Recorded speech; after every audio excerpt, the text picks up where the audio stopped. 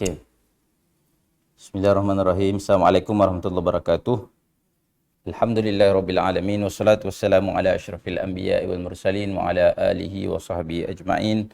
Allahumma salli ala Muhammad wa ala ali Muhammad kama sallaita ala Ibrahim wa ala ali Ibrahim wa barik ala Muhammad wa ala ali Muhammad kama barakta ala Ibrahim wa ala ali Ibrahim fil alamin innaka Hamidum Majid.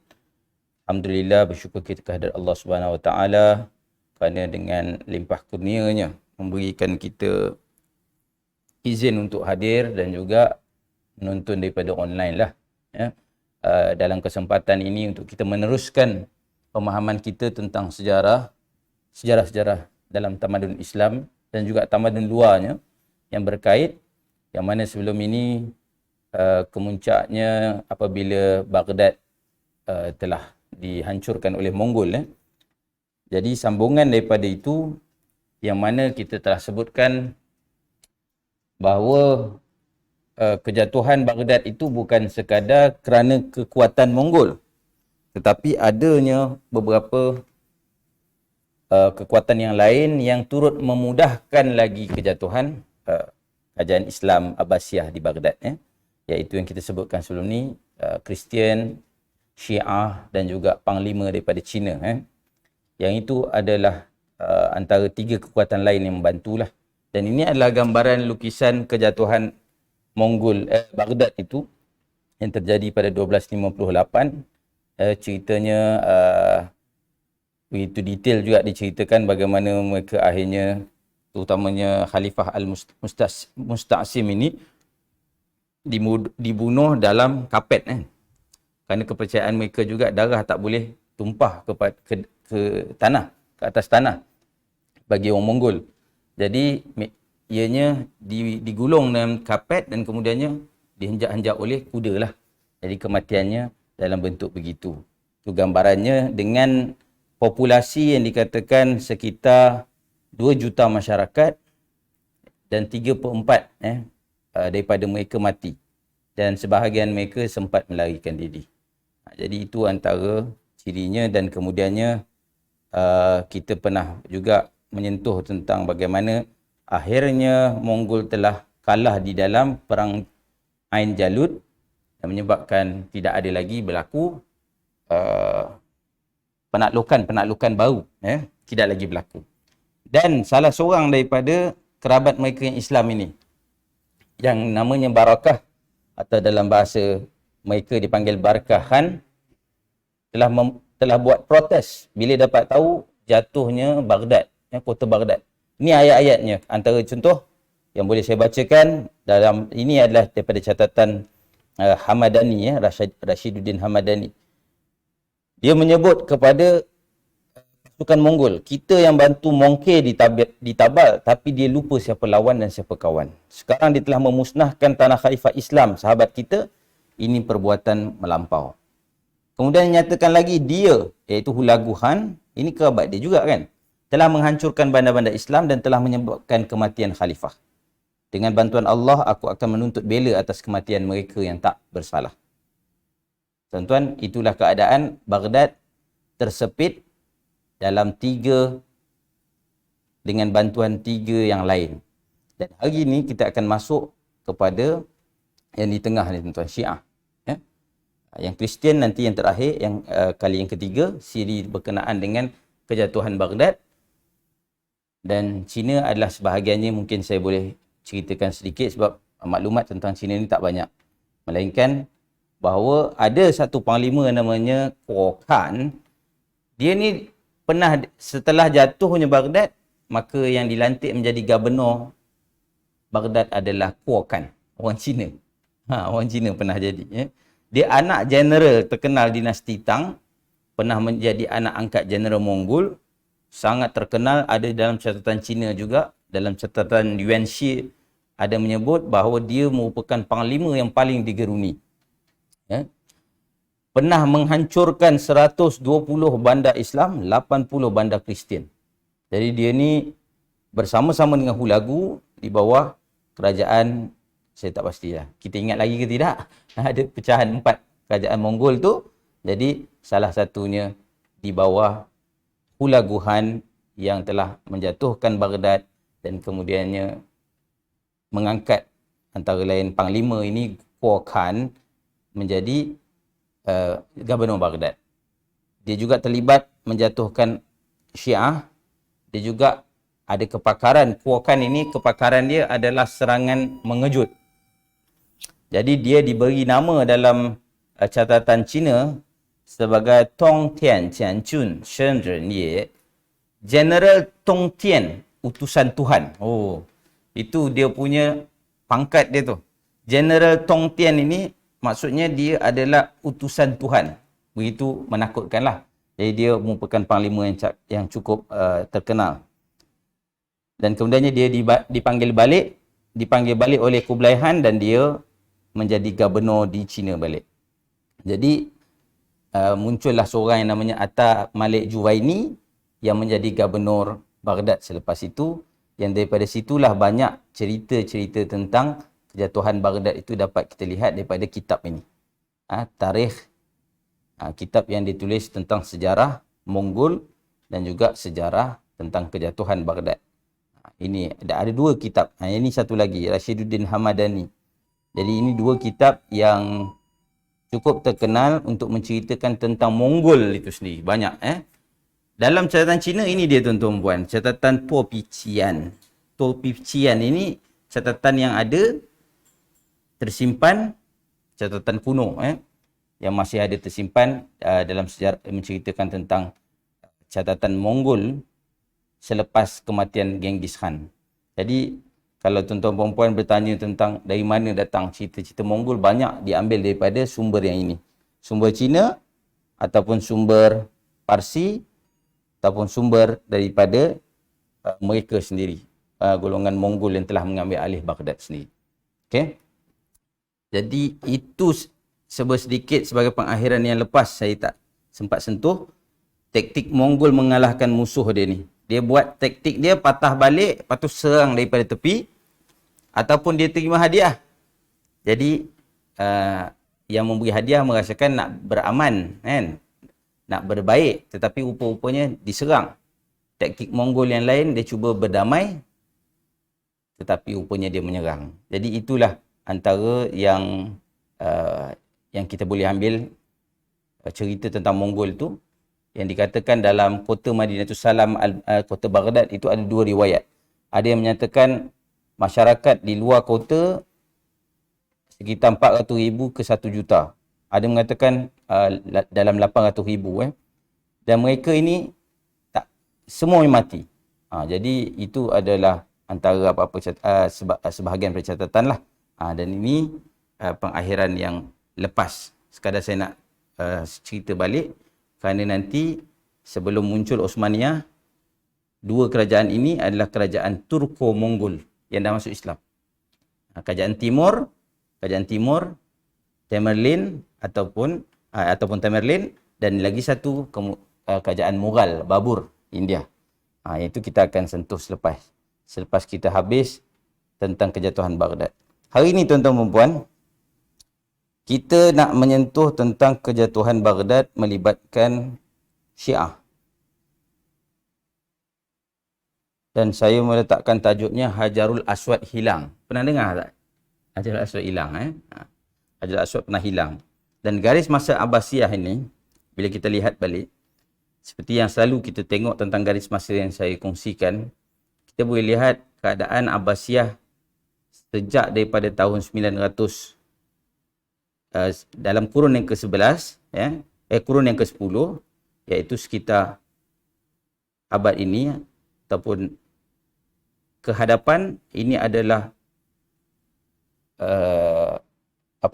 tempoh kekacauan di kalangan masyarakat Islam.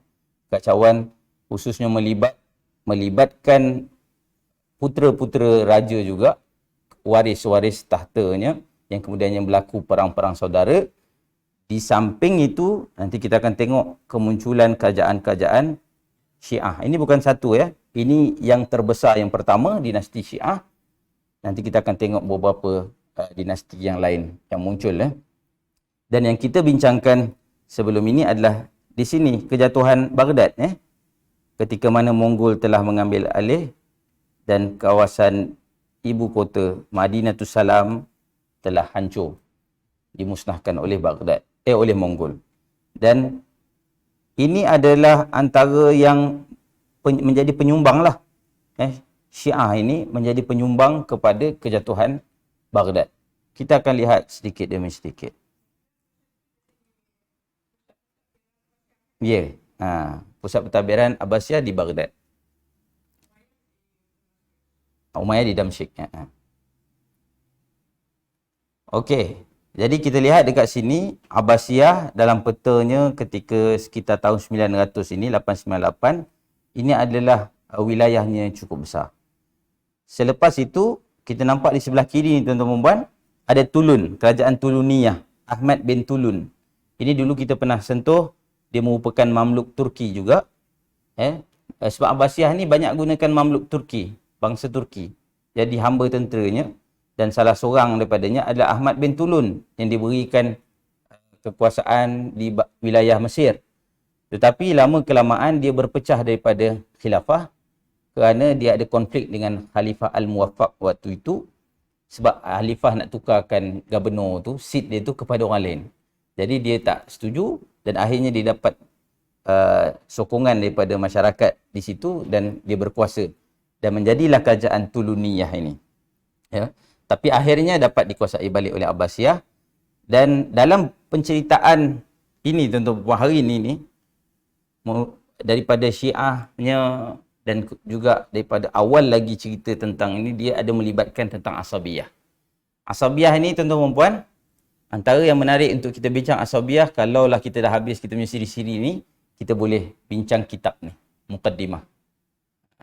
Kalau baca yang versi Inggeris, yang ini beli dekat Kinokuniya, saya suka sebab versi Inggeris dia penulisannya cukup kemas, senang difahami. Dan Muqaddimah. Boleh beli tuan-tuan. Pergi je dekat, setahu saya dekat sana, saya jumpa. Saya beli kat Kinokuniya. Memahami Ibn Khaldun ini, dia adalah ahli sosiologi, ahli tamadun, ahli sejarah, yang mengkaji dan membuat dia punya teori dia sendiri. Dan teori ini diambil pakai juga oleh Barat. Oleh apa yang dibuat oleh Ibn Khaldun. Dan antara perkara yang paling utama yang dibincangkan pada awalnya adalah Asabiyah. Semangat kekitaan, semangat kekeluargaan dan sebagainya itu dibincangkan dan dinyatakan tentang betapa Asabiyah ini Nabi SAW memang melawan Asabiyah jahiliyah kan. Ini kalau daripada keturunan yang lain dia tak nak bersokong. Itu biasa. Dan malah ia pernah terjadi awal dahulu bangsa Arab dengan bangsa Barbar. Barbar ni orang kulit hitam lah. Orang kulit hitam. Belah Afrika Utara. Dan antara cerita yang pernah dinukilkan dalam hadis berkenaan dengan Abu Zar yang memanggil Bilal bin Rabah. Dia kata, wahai anak perempuan hitam. Jadi Bilal tersinggung dan berjumpa pada Nabi. Jumpa Nabi dan Nabi sebut ini adalah perilaku Arab jahiliyah yang merendah-rendahkan orang. Barang siapa yang saudaranya di bawah tanggungannya, maknanya dia ni menjadi hamba kan. Di bawah tanggungannya kau kena beri pakaian apa yang kau pakai. Maksudnya bukan pandang rendah. Jangan bebankan perkara yang mereka tak boleh buat. Walaupun mereka hamba, bukan kata boleh suruh buat apa saja. Dan kalau mereka terbeban sangat, kamu kena bantu. Tetap kena bantu. Jadi maknanya dekat situ nak menunjukkan tak ada siapa yang lebih hebat. Tapi ini sudah pun berlaku dan itu adalah perkara biasa. Cuma terjadi juga bagi kita ialah manusia kan. Walaupun sahabat. Ketika itu dia pun terbawa juga. Perasaan itu menyatakan, oi, anak orang kulit hitam kan. Anak perempuan hitam. Dia sebut begitu dan tersinggung Bilal. Dan Nabi menyebut ini adalah cara orang Arab jahiliyah. Yang sebut Asabiyah dia tu Arab mesti lebih hebat daripada orang kulit hitam, hamba. Begitu juga dengan apa yang terjadi Asabiyah suku kaum. Bani Hanidah ini telah para sahabat bertemu dengan Bani Hanidah dan kemudiannya bertanya kepada mereka, apakah kamu tahu Nabi Muhammad itu benar dan Musailamatul Kazzab itu pendusta? Mereka jawab, demi Allah, aku mengetahuinya tapi pendusta dari Bani Rabi'ah lebih aku sukai daripada seorang yang benar dari Bani Mudhar. Nampak tak? Maknanya, kalau siapa daripada kawan-kawan kita dalam, kalau kata-kata itu datang daripada ahli kita dalam PMP, itu kita percaya. Yang luar, tidak. Yang itu bukan cara yang benar lah. Maknanya itulah. Perkara ni kita tak boleh nak kata dia boleh hilang. Dia memang ada dalam masyarakat. Sejak zaman Nabi pun dah ada. Sampailah ke sekarang pun sama juga tuan-tuan perempuan. Sebab itu kadang-kadang dia membawa kepada ekstremisme. Ekstrim. Dan itulah punca juga kepada kewujudan Syiah. Nanti kita tengok. Sebelum kita bawa kepada Syiah itu, kita tengok juga dulu apa yang terjadi ketika di Andalus. Tuan-tuan perempuan pun pernah tengok. Ada yang dipanggil sebagai Asrul Wulad. Asrul Wulad. Asrul Wulad ini adalah zaman di mana ada gubernur-gubernur sahaja, wali-wali saja. Waktu ini zaman di mana wali-wali Umayyah berkuasa di situ, dan ketika itu Umayyah sudah tak ada, Abbasiyah sudah muncul. Jadi ketika zaman era ini, era Wulad, muncullah seorang yang namanya Abdul Malik bin Ghatan Al-Fihri, merupakan gubernur di kawasan Afriqiya, kawasan di utara Afrika itu atau Tunisia begini. Berlaku satu kebangkitan Sauratul Barbar, kebangkitan orang barbar, bangsa kulit hitam ni. Mereka melawan Abdul Malik Ghatan ini kerana mendapat semangat daripada kelompok Khawarij di sebelah timur. Khawarij, nanti kita akan cerita juga sedikit. Satu revolusi Khawarij menentang Abbasiyah, dan dalam masa yang sama di sini mendapat semangat yang sama kerana Khawarij membawa satu semangat, tak ada bangsa yang lebih hebat, semua sama dan kita kena bangkit. Jadi barbar ini ketika mana walaupun Umayyah sudah pun berada di hujungnya, ketika itu orang-orang Arab ni tuan-tuan, ni gubernur di kawasan utara Afrika ini, mereka ni orang Arab. Jadi mereka melakukan kezaliman dan kekejaman terhadap masyarakat barbar. Masyarakat barbar di situ kebanyakannya Kristian dan juga Yahudi. Jadi ini antara perkara yang patut kita pelajari lah. Kesilapan apabila mereka merasakan orang Arab lebih baik daripada orang barbar. Dan sebab itu orang barbar merasa tertekan tapi dia tak mampu nak lawan. Bila mana berlaku revolusi dekat sebelah Timur Tengah, maka dia pun sama-sama bangkit kerana kelompok Khawarij sudah datang sampai ke utara Afrika dan membakarkan semangat, jom lawan, jom demonstrasi. Kita menentang. Jadi berlakulah perlawanan itu. Dan puncanya memang Abdul Malik Ghatan ini dia mengenakan cukai yang tinggi. Sebenarnya cukai asalnya dia berikan cukai kepada kafir zimmi, tanahnya. Tetapi dia menukarkan konsep, dia kata walaupun tanah tu dah dibeli orang barbar yang dah masuk Islam, tapi tanah tu asalnya dulu tanah kafir zimmi. Jadi dia kena bayar cukai kharaj, cukai kafir ni. Walaupun dah masuk Islam, jadi mereka rasa tertekan dan tertindas. Dan itu yang terjadi begitu lama, cukai-cukai yang sangat melampau. Kemudian didatangkan pula askar-askar daripada askar Umayyah, daripada khilafah yang terakhir. Dia cuba menghantar daripada Timur Tengah. Bertembung pula askar-askar Arab yang ada dekat sini. Dan juga askar yang datangnya bantuan daripada Yaman. Mereka bertembung dan berlawan pula antara sesama orang Arab. Jadi dekat sini berlakunya kekacauan yang memberi ruang kepada barbar bangkit menentang, sehinggalah kekuasaan Umayyah sudah pun hilang, menyebabkan muncullah negara-negara kecil ini, kekuasaan kecil, antaranya tuan-tuan perempuan di Fes yang kita tahu, Idrisiyah. Jadi cerita tentang Idrisiyah ini dibangun di Fes, dan Idrisiyah ini mereka Sunni. Tetapi mereka diangkat oleh puak-puak barbar. Puak barbar yang sebab dia menyokong. Kerajaan Arab ini yang disokong. Ada sebahagiannya kerajaan Arab tu habis. Dia topple. Jadi yang mengangkat kerajaan Idrisiyah ini adalah puak Aurabah. Ini mereka merupakan orang Kristian di situ.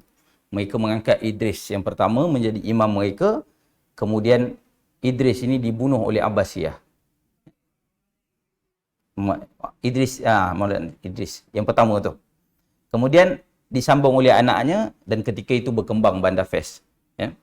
Dan nanti tuan-tuan puan-puan, apabila mereka berkembang, Khawarij sudah mula datang.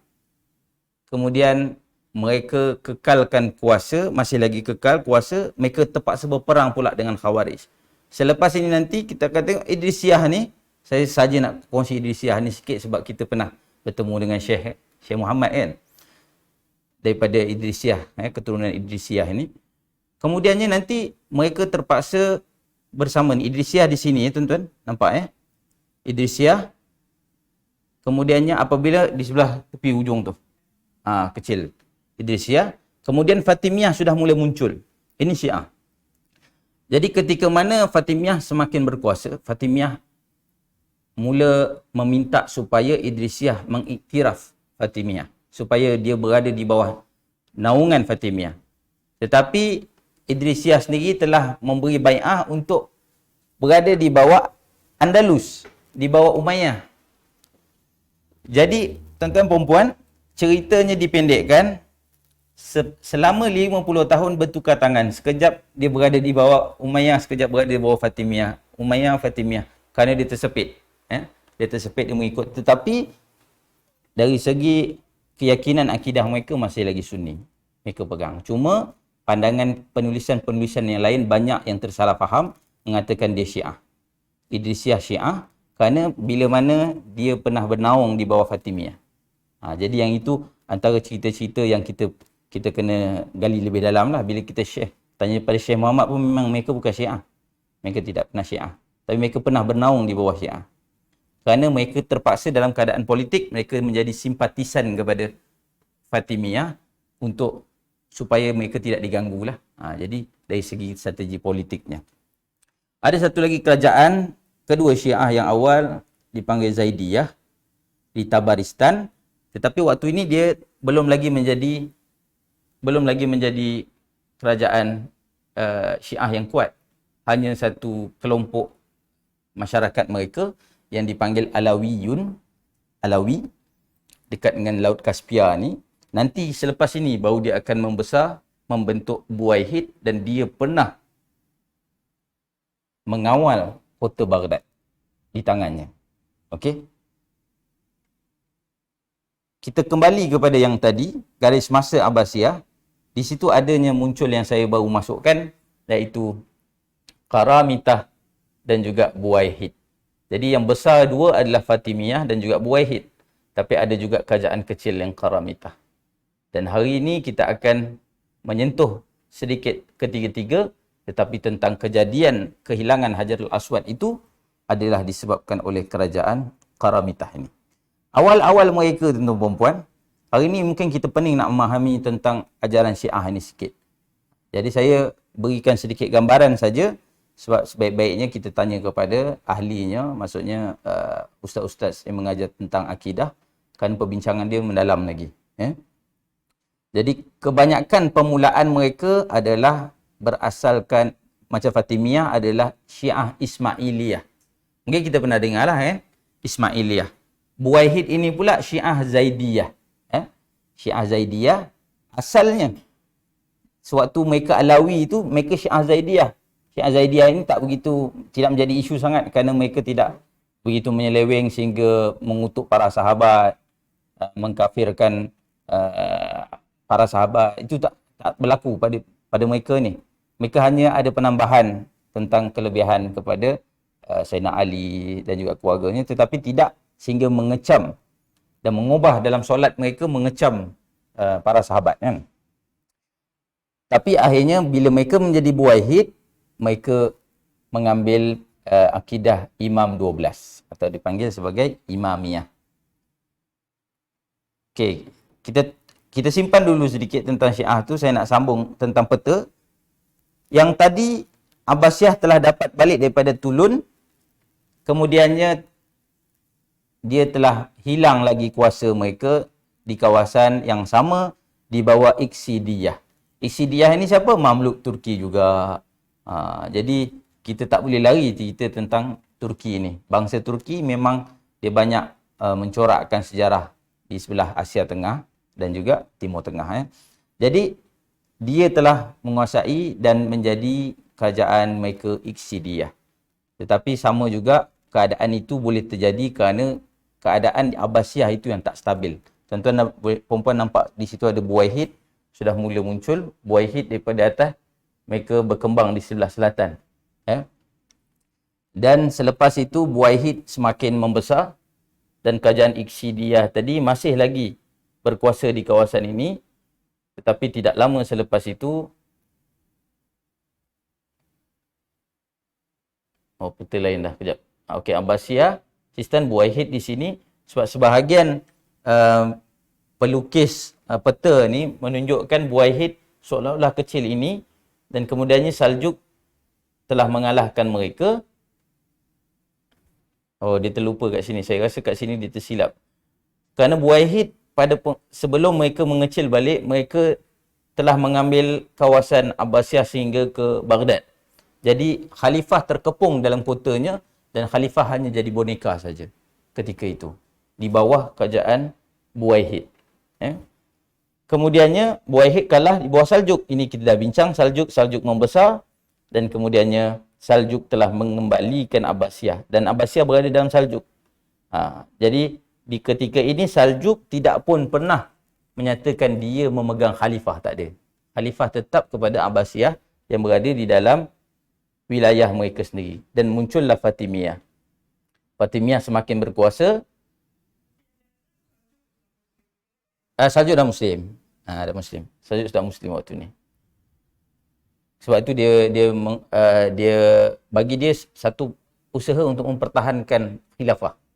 Jadi mempertahankan khalifah. Kemudiannya dia makin mengecil. Abbasiyah masih lagi wujud. Dan Mongol sudah datang, kita pun dah bincang. Mongol makin besar, memang inilah sejarah yang paling besar penaklukan mereka. Mongol sampai ke utara Eropah.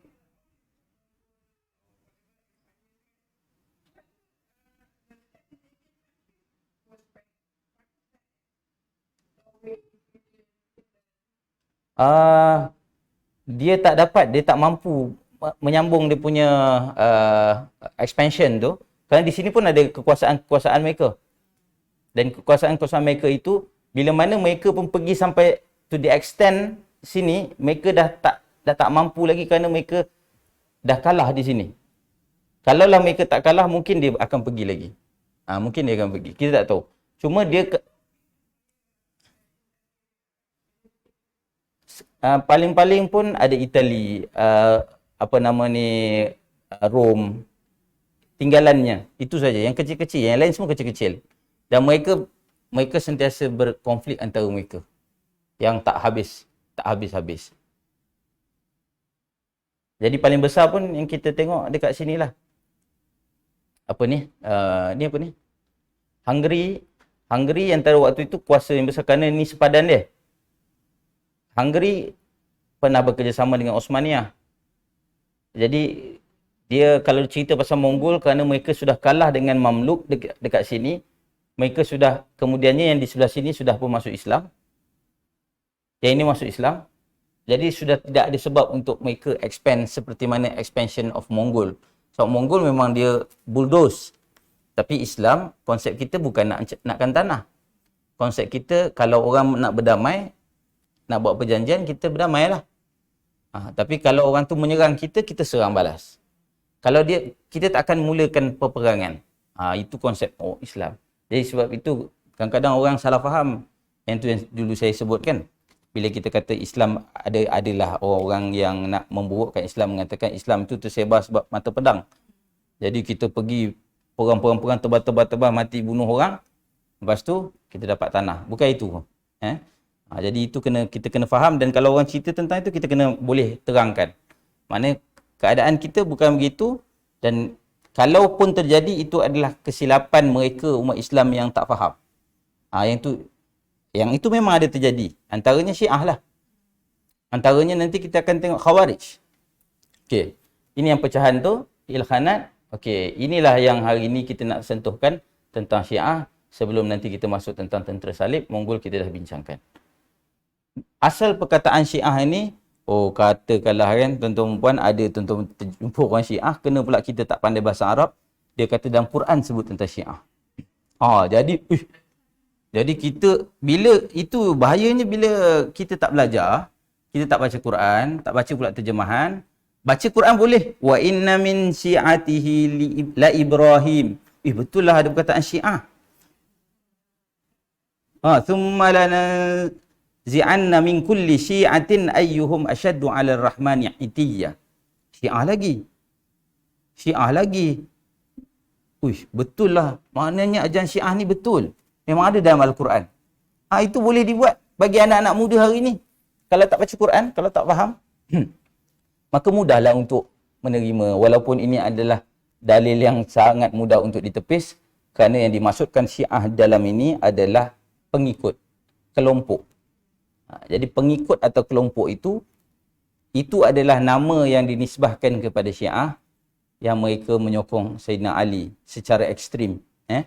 Jadi asalnya mereka pun tak memberikan diri mereka nama, tetapi disebut sebagai Syiah, sebagai satu kelompok pengikut yang setia. Jadi yang ini cerita dalam Quran pun tentang pengikut-pengikut. Pengikut-pengikut Nabi Nuh, pengikut-pengikut Nabi, kan? Pengikut Nabi Musa. Jadi ini cerita tentang pengikut dengan istilah Syiatun. Kalau diberikan terjemahan Melayu, macam kelompok pengikut je lah. Bukan Syiah sebagai term perkataan Syiah. Dan kita di Selangor khususnya diwartakan secara jelas 1998 dengan sebab-sebab. Kalau tuan-tuan cari kat internet, disebutkan kenapa kita meletakkan Syiah sebagai ajaran yang menyeleweng daripada Ahli Sunnah wal Jamaah. Ada 26 sebab. Boleh cari dekat Google. Antaranya, yang itu kita tak boleh nak kata apa. Sebab Syiah ini sejak daripada zaman Sayyidina Ali sudah diusahakan untuk dihapuskan mereka, sampai hari ini memang mereka ada. Kerana mereka banyak faham-faham mereka. Antara yang paling kuat adalah berpura-pura, kan? Taqiyah tu. Jadi taqiyah tu pura-pura, dia boleh kata dia Islam, Sunni, dia boleh solat cara kita, di tempat kita, depan kita. Jadi kita susah untuk mencari siapakah mereka.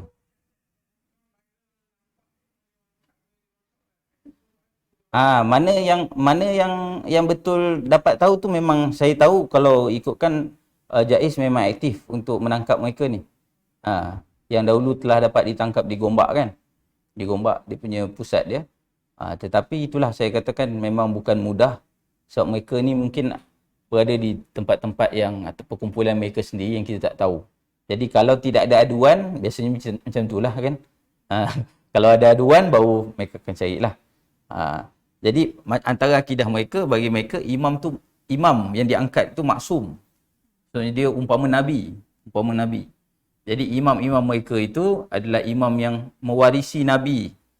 Jadi umpama Nabi, tingkatan dia tu ataupun makam dia tu. Kemudian mereka yang mati, mungkin mereka akan kembali sebagai Al-Mahdi. Imam Mahdi yang ditunggu-tunggu itu adalah imam mereka yang mati. Itu faham-faham mereka yang telah dicipta-cipta. Kemudian ada yang cukup teruk sehingga meletakkan Ali itu umpama Tuhan. Sehingga ke tahap itu.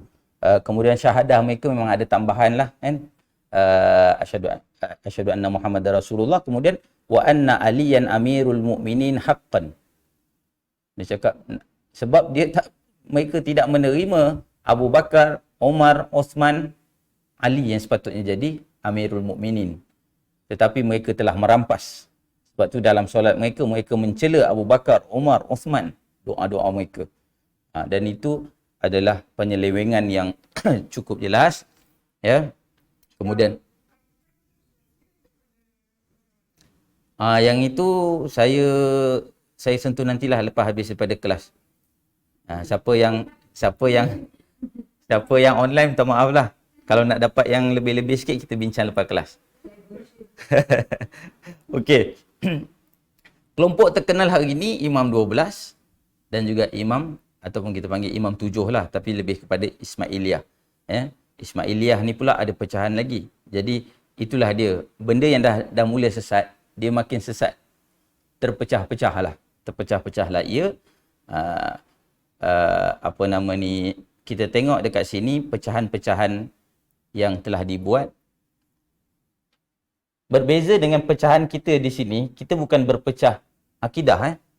Kita juga tidak berpecah dari segi pecahan yang dalam hal-hal yang panggil apa? Terutamanya hal akidah lah. Kita tidak berpecah dekat situ. Dan pecahan ini lebih kepada pemahaman perkara yang tidak tetap lagi. Yang tidak qat'i katanya. Maknanya dari segi hukum-hukum bagaimana nak berbuat amalat, bagaimana nak solat, itu pun fiqh. Dia lebih kepada fiqh. Fiqh. Jadi berbeza dengan mereka ini, mereka membawa akidah yang berbeza. Jadi pecahan mereka ada Ismailiyah, ada Ja'fariyah, ada Zaidiyah. Kemudian pecahan lagi yang saya nak tunjukkan dengan yang ini Khawarij. Ini dia juga muncul sama ketika mana Syiah muncul.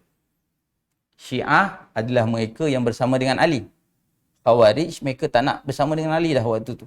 Kata kalau kita nak sepatutnya datang berperang memerangi Muawiyah, maka kita patut perang. Tetapi disebabkan majlis tahkim, ingat tuan-tuan puan, cerita tentang bagaimana pertembungan antara Ali dan juga Muawiyah. Nanti saya cerita sikit lepas ni.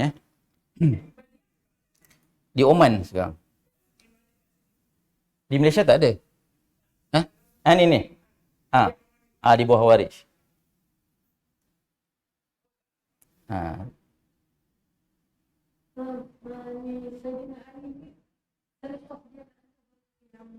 Ya. Masa dia ada sebenarnya dah wujud mereka ini, tetapi Saidina Ali tidak pernah claim yang aku yang membawa kepada mereka ini menjadi fanatik ke. Nanti saya akan ceritakan sikit sebelum nanti selepas ni saya nak tunjukkan ini dulu.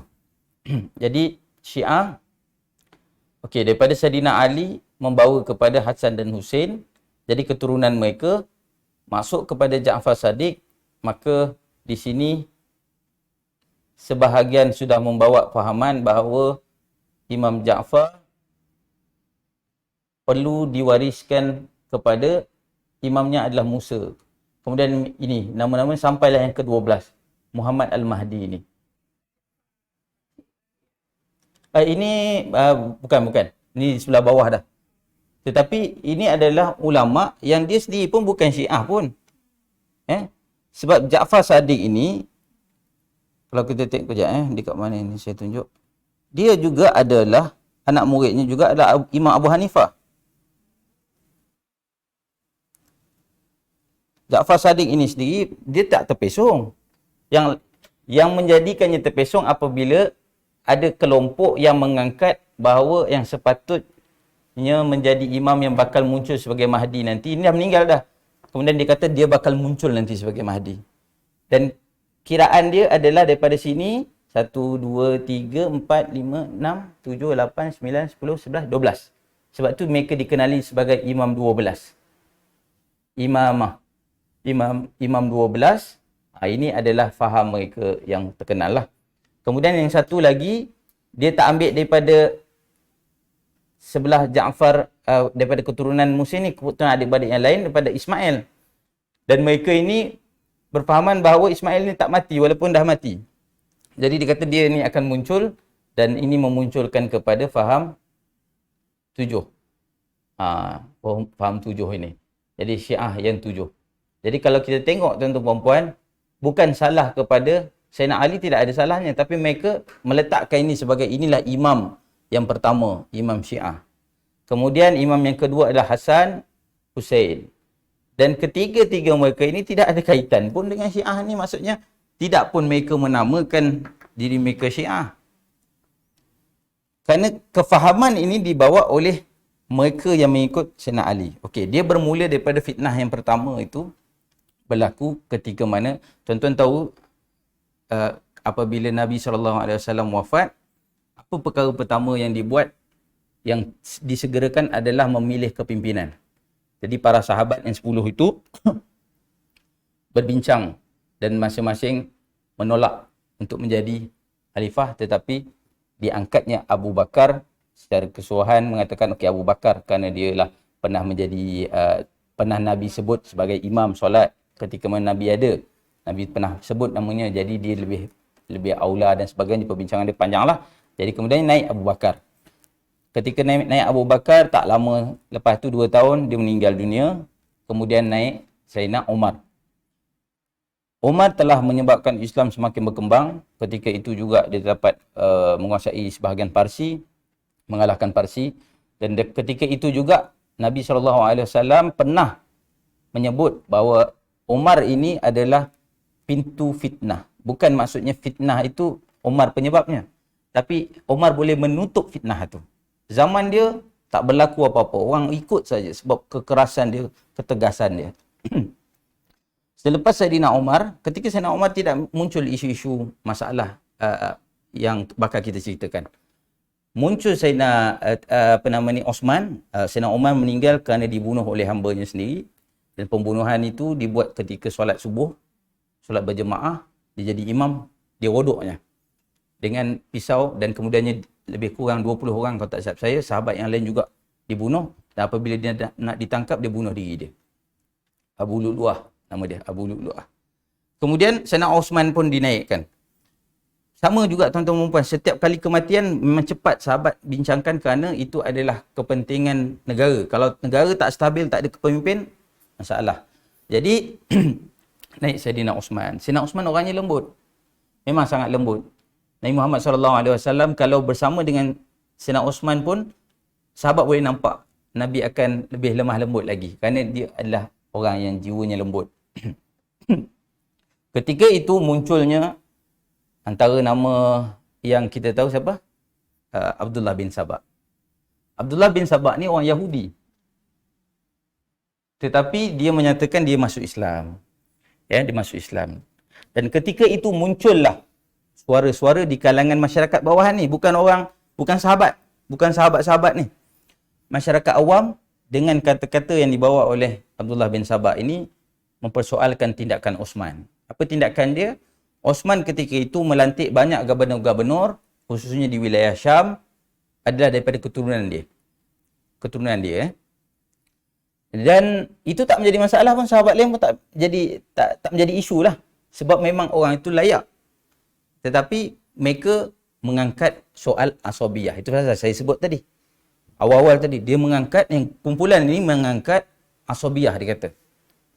Tengok tu Osman, asabiyah dia ambil dia punya keluarga-keluarga dia saja. Maka muncullah penentangan demonstrasi ini. Sampai kepada Saidina Osman, maka Saidina Osman menyatakan tak mengapa. Kerana dia lembut kan. Jadi dia tak ada masalah asalkan tak berbunuhan. Jadi disebabkan kelembutannya itu juga, dalam perbincangan fake siasah ni, fake politik, maksudnya sepatutnya tak begitu. Maksudnya kalau kita belajar daripada sejarah, maknanya sepatutnya berlakunya penentangan, kita kena awal-awal menangani kelompok ini. Tapi apabila diberikan ruang, maka ketika itulah mereka mengangkat semangat untuk melawan Osman ini. Kerana telah membawa asabiyah itu. Dan dalam masa yang sama, mereka mengapi-apikan, muncullah kata Sayyidina Ali ni sepatutnya menjadi Amirul Mukminin. Sebenarnya mulalah masuk ni faham-faham yang kecil ni. Sedangkan Sayyidina Ali ketika itu pun tidak pun mengangkat apa-apa isu berkenaan hal ini. Sehingga penghujung kepada Sayyidina Osman ketika istananya dikepung, Sayyidina Ali sendiri tidak berani untuk turun kerana kelompok yang mengatakan mereka bersama Ali ni, nak mengangkat Ali ni, bukan Sayyidina Ali punya arahan. Dan Sayyidina Ali tak nak turun lah. Kerana nanti akan nampak lebih kepada, oh betul, Sayyidina Ali dah bersama dengan kita. Tapi Sayyidina Ali menghantar Hasan dan Hussein menjaga pintu Sayyidina Osman. Takut-takut mereka akan masuk, membunuh Sayyidina Osman. Dan itulah yang berlaku, Allah izinkan juga ya. Dan cerita ini memang Allah izinkan supaya kita belajarlah daripada itu. 3 orang yang menyelusup masuk, nak masuk, ke dalam rumah Sayyidina Osman, dan ketika itu Sayyidina Osman sedang baca Al-Quran. Ya? Sayyidina Osman telah dibunuh dengan 3 orang, seorang tak ada senjata, dia ni menarik Sayyidina Osman, seorang ada pedang yang menusuk Sayyidina Osman, dan seorang lagi dia ada besi, kata sahabat saya, yang dia tusuk daripada sini, dia bunuh dan kemudian dia melarikan diri. Cerita ini sudah sampai tentang kematian Sayyidina Osman, dan Sayyidina Ali berjumpa Hasan Husain dan dia marah pada Hasan Husain. Ada riwayat menyatakan dia melempang dan juga menendang Sayyidina Hasan dan Husain kerana kenapa tidak mempertahankan Sayyidina Osman. Itu juga menceritakan bahawa Sayyidina Ali tak berkait pun dengan kelompok ni. Malah dia marah lagi kenapa tak mempertahankan Sayyidina Osman. Dan ketika itu suasana kucak-kacir, jadi para sahabat yang ada berkumpul untuk mencari siapa pengganti. Dan ketika itulah dibincangkan bahawa Ali lah yang sepatutnya naik. Ali yang naik. Dan isu semakin menjadi besar bila mana Muawiyah ini gubernur di Syam. Muawiyah ini, tuan-tuan perempuan, kalau kita tersalah baca, saya dulu memang tersalah baca, saya banyak buku sejarah juga mengambil riwayat daripada Abu Mikhnaf. Ini adalah riwayat penulis Syiah yang mengutuk betul Muawiyah ni. Muawiyah ini saudara Osman, dan dia tidak mahu memberikan bai'ah ketika itu, sedangkan Ali terpaksa, keadaan kucak-kacir, dia perlukan bai'ah gubernur-gubernurnya. Kerana kalau tak ada bai'ah, keadaan tak stabil. Dan ketika itu dia nak menghantar gubernur yang lain, tapi tidak diterima oleh masyarakat Syam yang sangat mentaati Muawiyah. Jadi ketika itu Muawiyah kata, dia bukan tidak boleh memberi bai'ah, tapi dia nak selesaikan urusan siapa bunuh Osman. Dia nak selesai itu baru aku bagi bai'ah. Jadi itulah yang dimain-mainkan lagi daripada kelompok-kelompok ini, yang menyebabkan berlakunya peperangan antara sahabat dan juga Ali, Aisyah dan juga Ali, dan perang Jamal, kemudiannya perang Siffin antara Muawiyah dan juga Ali. Peperangan ini dibawa oleh siapa? Grup-grup ini yang tidak diketahui secara jelas siapa mereka ni. Dan sebab itu juga dalam perbincangan saya sendiri, saya bawa juga buku ni lah, tuan-tuan perempuan. Kalau nak, saya tak ada jual buku ni, tapi ini adalah tim saya. Saya menangis juga nak buat buku ni. Kita cerita tentang Muawiyah ni. Bila kita kaji balik, Muawiyah ni terbitan PTS. Penulis dia Al-Ghazali. Kami yang menyelidik di belakangnya lah. Jadi dia menuliskan, bila kita kaji balik Muawiyah ni, kerana dikutuk begitu hebat sampai kita pun kadang-kadang terikut menyatakan Muawiyah ni celaka kepada dia lah dan sebagainya. Itu adalah apa yang dibawa oleh kelompok Syiah lah. Betul. Ini dijanjikan syurga ni, Muawiyah ni. Bagaimana seorang yang dijanjikan syurga boleh dicela? Dan adakah, jadi sebab itu dibawa juga perbincangan tentang Muawiyah dengan Ali ni, siapa yang betul? Jadi persoalan siapa yang betul tidak muncul sebenarnya. Kerana keadaan kedua-duanya tu berbeza.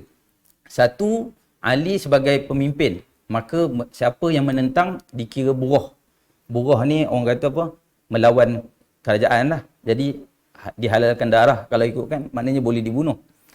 Yang seorang lagi, dia tak pernah pun ijtihadnya, dia pun tak pernah pun kata dia khalifah. Muawiyah tak kata dia khalifah. Cuma Muawiyah kata selesaikan dulu isu Osman. Jadi berlakulah peperangan, panjang lah cerita tu. Peperang dengan Sayyidatina Aisyah. Peperangan Sayyidatina Aisyah juga adalah permainan, asalnya nak datang berbincang. Tetapi permainan kelompok ni kata, datang nak berperang ni. Dia pergi ke satu kelompok kata yang sana nak perang sini. Jadi berlaku peperangan. Perkara yang sama dengan perang Siffin juga. Dia menyatakan bahawa kelompok Ali nak datang perang. Jadi Muawiyah sudah siap sedia dengan tenteranya. Jadi dibawakan berita kepada kelompok Ali, tengok sana, tenteranya sudah siap sedia, maka engkau akan diserang. Maka berlaku peperangan. Dan ia berakhir dengan dia panggil Majlis Tahkim. Majlis Tahkim di mana Amr bin As telah mengangkat Quran di hujung pedang dan diangkat begini. Dia diangkat, jadi Sayyidina Ali pun nampak dan mengetahui ini sudah kita boleh hentikan. Dan ketika itulah tuan-tuan perempuan munculnya yang namanya yang kita gelarkan sebagai Khawarij, kerana mereka kata kita sekarang ni tengah perang, kita kena bunuh saja kelompok Muawiyah ni. Tapi kenapa Ali menerima untuk berbincang? Kenapa nak berbincang? Jadi mereka tak bersetuju dengan apa yang dibuat tindakan Ali ini untuk berbincang dalam majlis tahkim. Maka dalam waktu itulah mereka keluar dan mereka dikenali sebagai Khawarij. Kharij, keluarlah. Jadi Khawarij ni golongan yang keluar. Yang bersama dengan Sayyidina Ali siapa? Itulah yang dipanggil Syiah. Kelompok yang bersama Sayyidina Ali. Kerana lepas pada itu berlaku lagi isu dalam majlis tahkim. Bagaimana majlis tahkim dikatakan ketika mana wakil daripada Sayyidina Ali menyatakan bahawa dia meletakkan jawatannya sebagai khalifah ketika ini supaya masing-masing berada dalam jawatan yang sama, maka diapi-apikan kepada wakil Muawiyah supaya kata, Ali sudah turun jawatan, maka hari ini Muawiyah menjadi khalifah. Jadi ini diapi-apikan oleh kelompok-kelompok Abdullah bin Sabah ni yang tidak tahu mana asal usul puncanya yang membawa kepada faham-faham yang pelik ini tuan-tuan. Dan Khawarij ini tuan-tuan dan puan, ada satu perkara yang kita patut ambil tahu yang Nabi juga sudah sebut tentang golongan ini. Dia adalah orang yang kuat baca Quran, kuat zikirnya, amalannya cukup baik, cakap baik, cukup baik, tetapi ilmunya tu kurang. Cara dia faham ikut cara dia. Jadi dia baca Al-Quran, Nabi SAW pernah sebut bahawa mereka akan ada satu kelompok yang datang daripada seorang ni dia pernah menarik serban Nabi. Ketika itu Nabi tidak berikan harta ghanimah perang. Jadi dia mempersoalkan tentang, dia tarik, Nabi hampir tercekik serban Nabi itu. Dia kata, cara kau membahagikan ini macam mana nak tahu adil tak adil? Dan Nabi menjawab, siapakah lagi yang lebih adil melainkan aku? Dan dia tak percaya, dan kemudiannya nanti dia meninggalkan tempat itu. Dan Nabi kemudiannya menyebut, daripada keturunan orang ini nanti akan keluar orang-orang yang pandai baca Al-Qurannya tu, Qurannya bacaannya sedap, baik, malah orangnya cukup beremosi dengan Quran, boleh mudah menangis dan sebagainya. Tetapi bacaan itu hanya di kerongkongan saja. Maksudnya tak bawa ke hati. Ini perkara yang hari ni pun ada juga tuan-tuan perempuan. Ciri-ciri ni ada. Ciri-ciri yang kita cerita ni semua ada hari ni. Mungkin orang yang bercakap kat depan, penceramah macam saya mudah menangis ke apa ke, kita rasa dia ni lebih tawaduk, bagus orang ni. Tak tentu. Kita belum tahu. Jadi itu yang terjadi bila kita sebut tentang Khawarij. Mereka ni kalau di kalangan masyarakat awam mungkin mudahlah kata, dia ni betul apa dia cakap. Sebab dia orang yang Quran dia di dada. Quran tu memang sering dibaca. Kita selalu tengok dia berzikir. Bagus orangnya. Jadi bayangkan tuan-tuan, kalau hari ni kita pun bertemu orang macam tu, dia bercakap kat kita. Dia kata, ni Ali ni tak boleh pakai. Kerana sepatutnya mereka itu sudah dihalalkan darah. Sebab dia buruh, dia melawan kerajaan negara, maka kita patut teruskan bunuh mereka. Tapi Sayyidina Ali kata tak nak bunuh. Sayyidina Ali kata, kita hanya pastikan mereka supaya mereka tunduk dan bai'ah. Tetapi itu tak terjadi, dan begitu lama sehingga mana Sayyidina Ali sendiri mati di tangan Khawarij. Dia mati di tangan salah seorang pengikut Khawarij. Kerana dia telah menghalalkan darah Sayyidina Ali. Faham Khawarij ni mudah aja.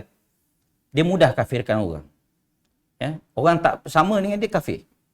Dan lebih sedihnya lagi, dia lebih mudah mengkafirkan orang Islam berbanding orang kafir yang sedia kafir. Jadi mereka ni membunuh orang-orang yang memang orang Islam biasanya. Dan ini sampai hari ini ada juga faham ini yang kebiasaannya faham ini hari ini dipanggil sebagai faham yang teroris lah. Yang ISIS dan sebagainya. Mereka ini memang mengambil orang anak-anak muda. Sebab anak muda ni mudah faham, emosi dia kuat. Dan mereka punya penentangan adalah kepada orang Islam sendiri. Dia lebih kepada orang Islam yang salah je kafir. Sebab itu tuan-tuan dan puan, kalau kita lihat bagaimana tentang ditanyakan kepada Nabi dan juga kepada sahabat tentang Bagaimanakah orang begini ni? Seperti Khawarij ini, adakah mereka ini Islam? Adakah mereka ini kafir? Kufur? Adakah mereka ini musyrik? Kebanyakannya tidak meletakkan mereka di, para sahabat pun, para ulama selepas itu pun tak meletakkan mereka sebagai kafir, tak meletakkan mereka sebagai musyrik, tidak meletakkan mereka masih lagi Islam, tinggal lagi mereka munafik. Mereka Islam. Dan tidak dihalalkan darah. Mereka ini kita tak boleh bunuh kerana mereka masih lagi solat, masih lagi melakukan amal ibadat yang baik. Cuma mereka tersimpang sedikit. Jadi di situ perbincangan lain lah. Sebab tu saya kata, ini sekadar general daripada saya. Lebih baik kita bincang dengan ulama-ulama ataupun ulama akidah, imam-imam kita. InsyaAllah. Jadi yang ini imam 12 yang membawa kepada Sayyidina Ali tadi, bawa pada Hasan, kepada Husain. Semua ni ada cerita-cerita lah yang melibatkan Syiah yang semakin lama makin melampau. Perbuatan mereka, kepercayaan mereka dan sebagainya. Sehingga ada peristiwa kematian Husain yang dijadikan Karbala. Peristiwa-peristiwa mereka kalau 10 Muharram dia kan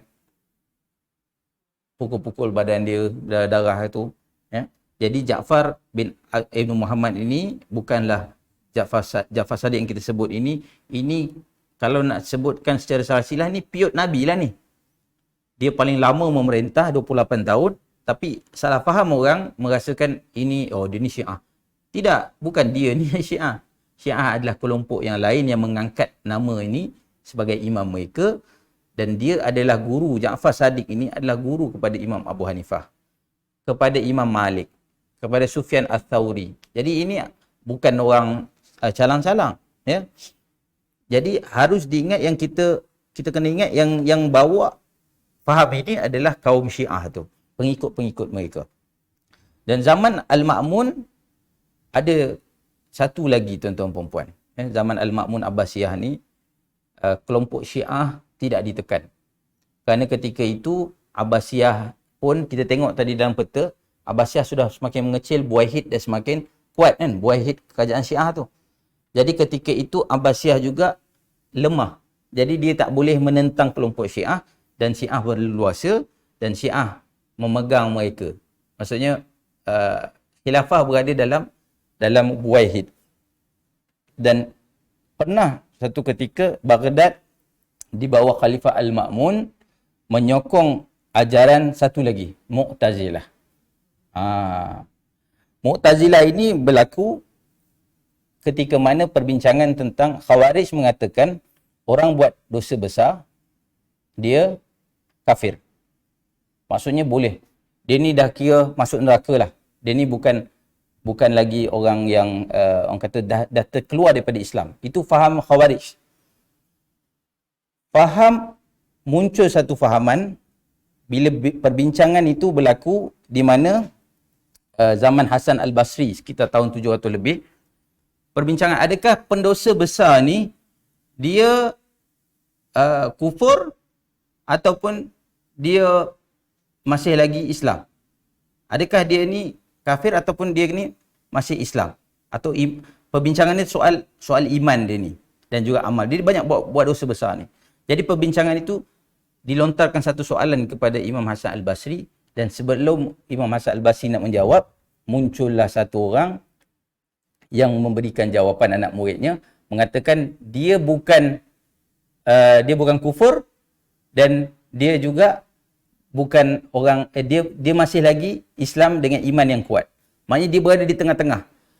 Pendek katanya Mu'tazilah ni nak mengatakan yang orang berdosa besar ni dia imannya tak terkacau.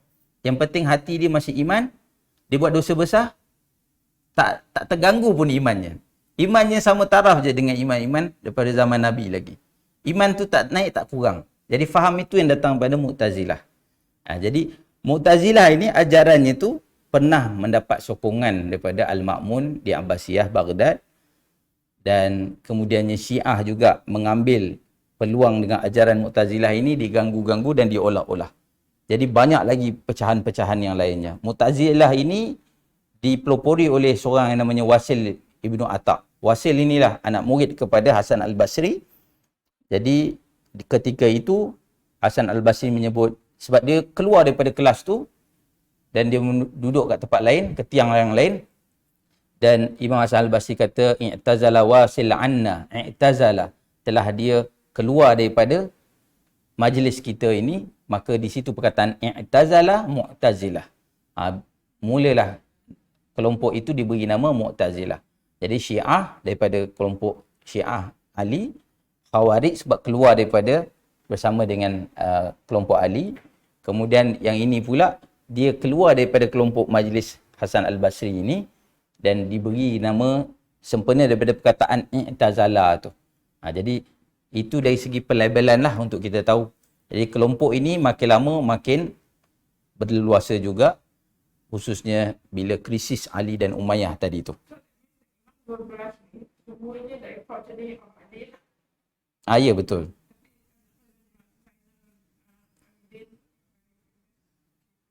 Mana?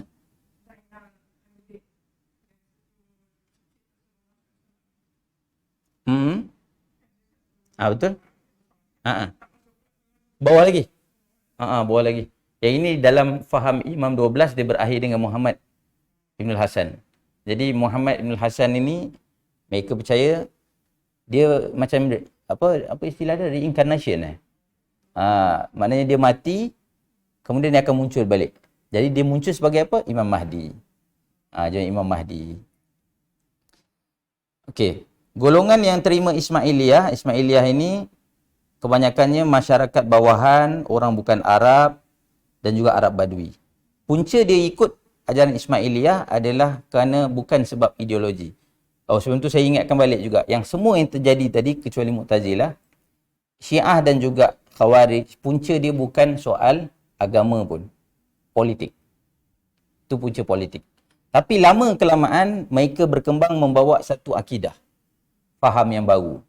Perkembangan-perkembangan itulah yang akhirnya membawa mereka sebagai golongan yang dah menyeleweng.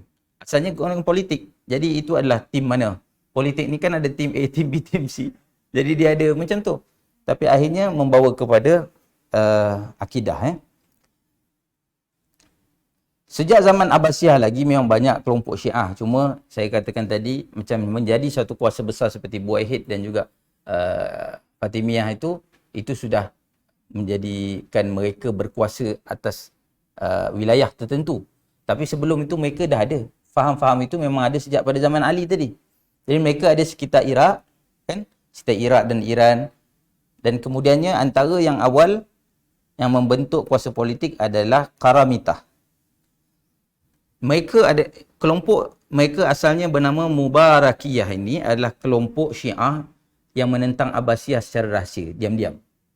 Dia tak setuju dengan Abbasiyah dan dia menentang diam-diam. Jadi anak kepada Ja'far Sadiq namanya Ismail.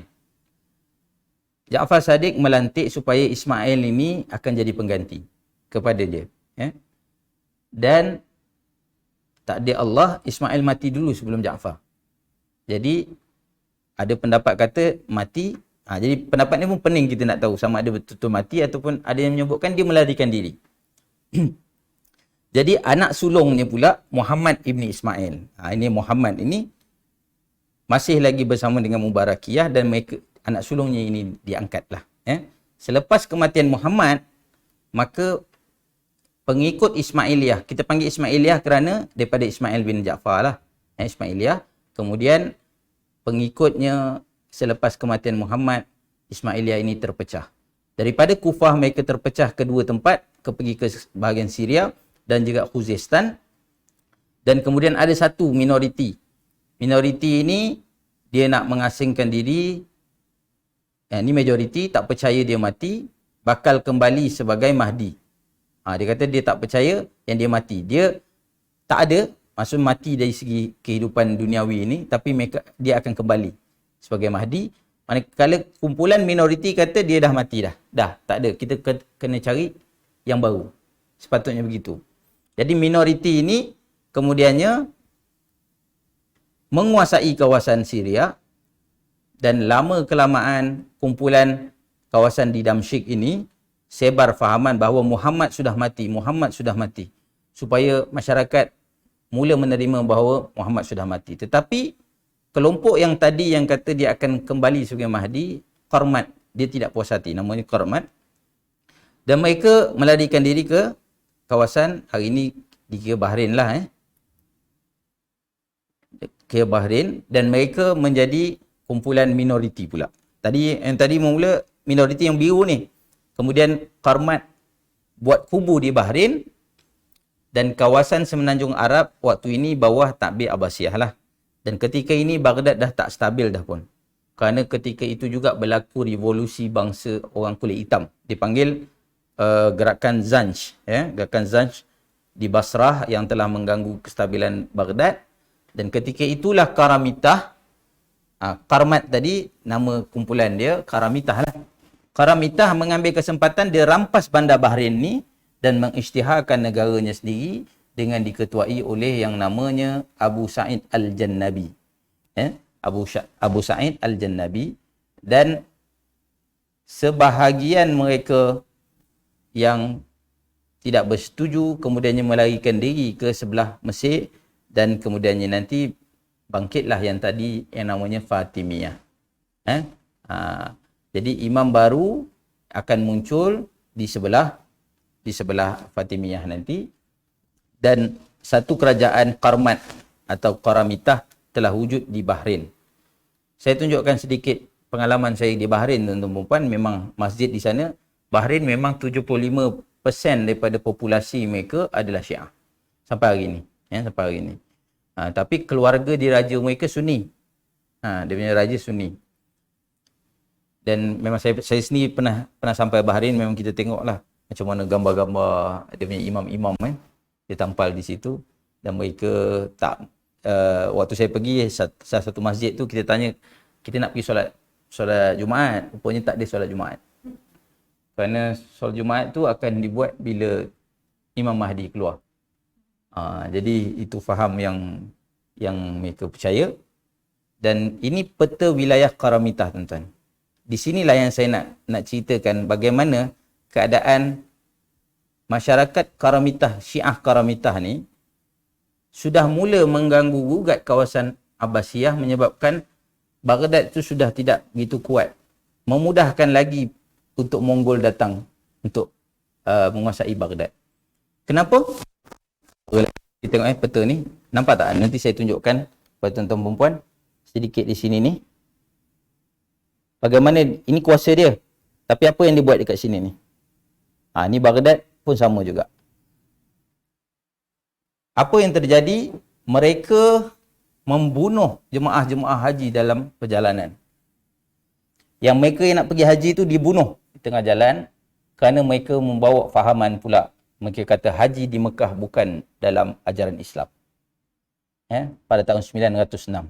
Lebih kurang begitu. Maka mereka telah membunuh jemaah haji, kemudiannya mereka menyerang Mekah. Jemaah haji daripada Surah Perusuk lah, saya ingat.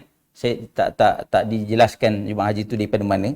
Cuma sebab orang semua pergi, umat Islam seluruh dunia pun pergi ke sini kan. Jadi mereka mengarah ke Mekah. Apabila mereka bertemu dengan rombongan haji je dibunuh. Rombongan haji dibunuh. Sehinggalah tak dijelaskan. Saya tak pasti. Sama ada dia dah hampir ke belum. Tapi yang penting jemaah haji itu termasuklah ketika mana mereka dah masuk ke Mekah tu, mereka bunuh. Masa mereka dah masuk ke Masjidil Haram tu, mereka bunuh jemaah-jemaah haji yang ada. Dan Mekah diserang oleh Hasan Al-Jannabi tadi. Daripada, bukan Hasan, maafkan saya, anak dia tu. Selepas dia mati, Abu Sa'id Al-Husain Al-Jannabi, Abu Sa'id Al-Husain yang dikenali sebagai Abu Tahir, dia ni sendiri pun pernah cuba tawan Baghdad. Tapi gagal. Tapi dia cukup berkuasa, tuan-tuan perempuan, sebab walaupun kerajaan awal mereka Qaramitah ni kecil, Abbasiyah tetap kena bayar ufti kepada mereka. Betapa berkuasanya mereka ketika itu. Fatimiyah merupakan orang Syiah juga, pun kena bayar sedikit ufti kepada mereka pada waktu awal lah, sebelum Fatimiyah membesar. Dan kalau tengok tadi peta ni, mereka menguasai laluan perdagangan. Ini laluan perdagangan utama tuan-tuan. Kalau kita cerita pasal sejarah Cina, sejarah awal perdagangan ni sebelum Islam datang pun dah merupakan kawasan perdagangan penting. Sebab itu mereka menguasai ekonomi juga. Kemuncaknya pada 928, mereka menyerang Mekah dan membunuh lebih 30,000 jemaah haji dan menghancurkan tempat-tempat suci, membuang mayat dalam telaga Zamzam. Hajarul Aswad dicuri. Dan dibawa ke Bahrain. Dia pecah-pecahkan. Ya. Jauh kan? Dia minta wang tebusan daripada Khalifah Abbasiyah, nak balik bayar duit.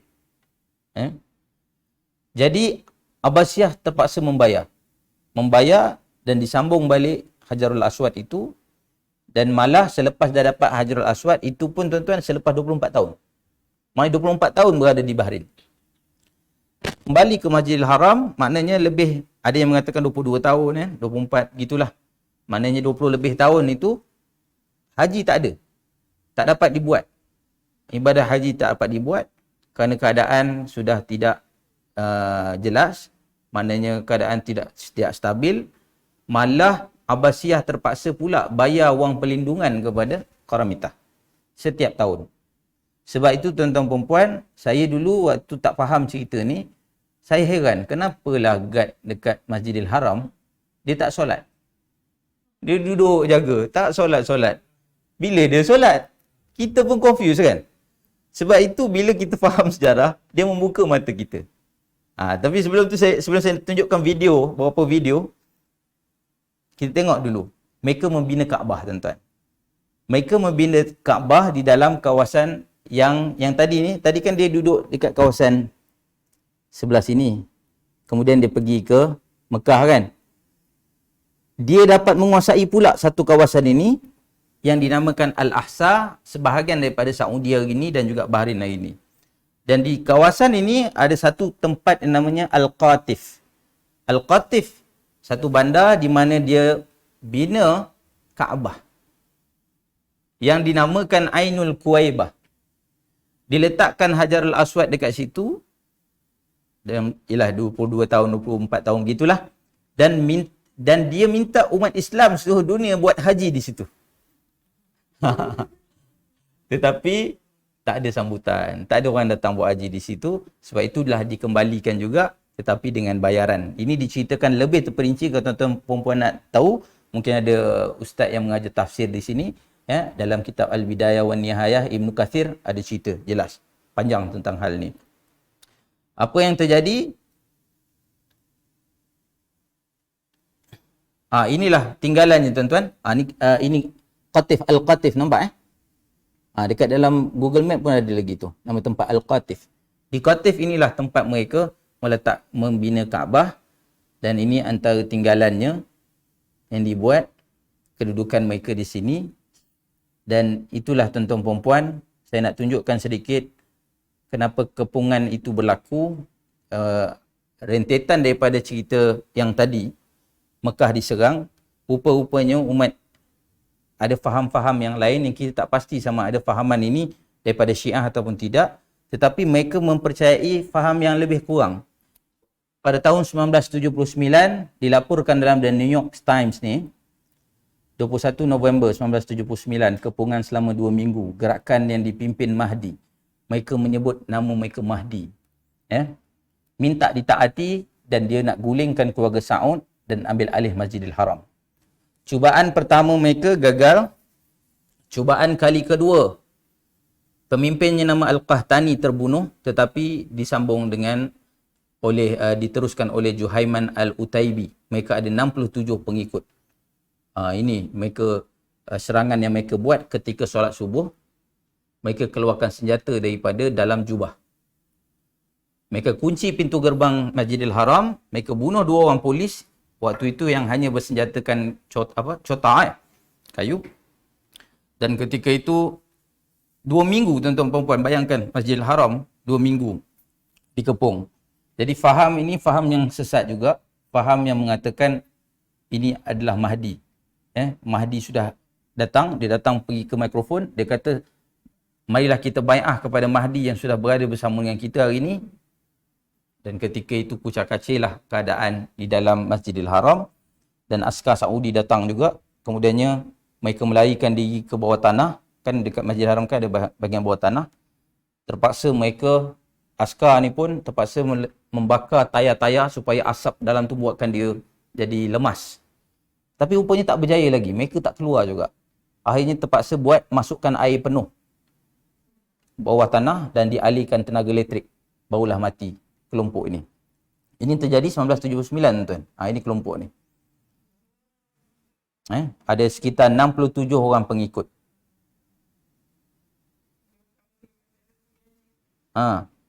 Utaibi ni, dia kata dia dapat mimpi daripada Allah memberitahu Al-Qahtani adalah Al-Mahdi. Jadi dia pergi ke mikrofon, dia kata kita kena bagi bai'ah kepada abang ipar dia ni, Muhammad ibni Abdullah Al-Qahtani.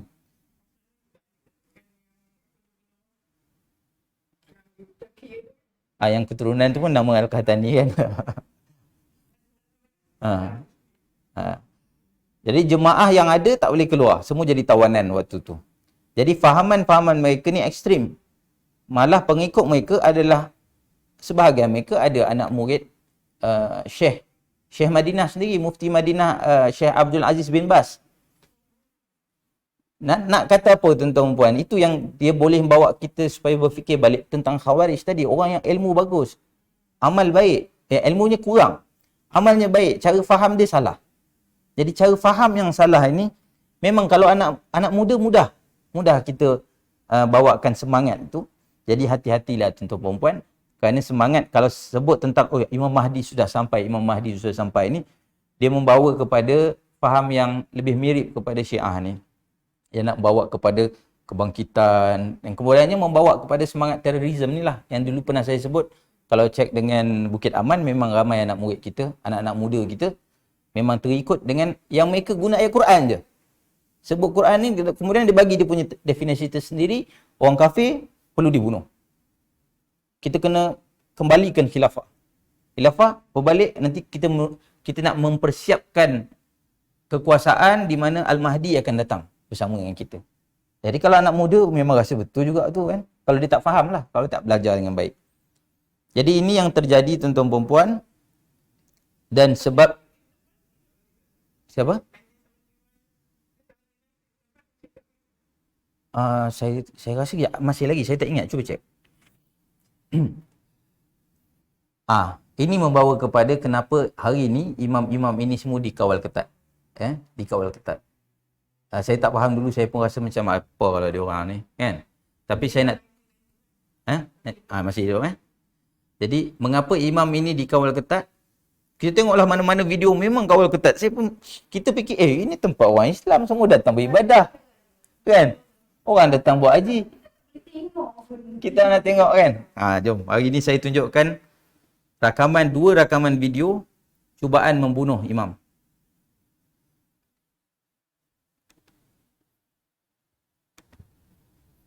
Kita tengok Syekh Sudais pernah cuba dibunuh.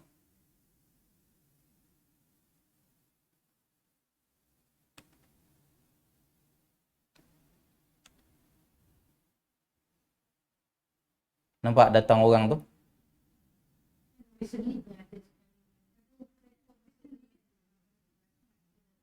Ada lagi baru ni?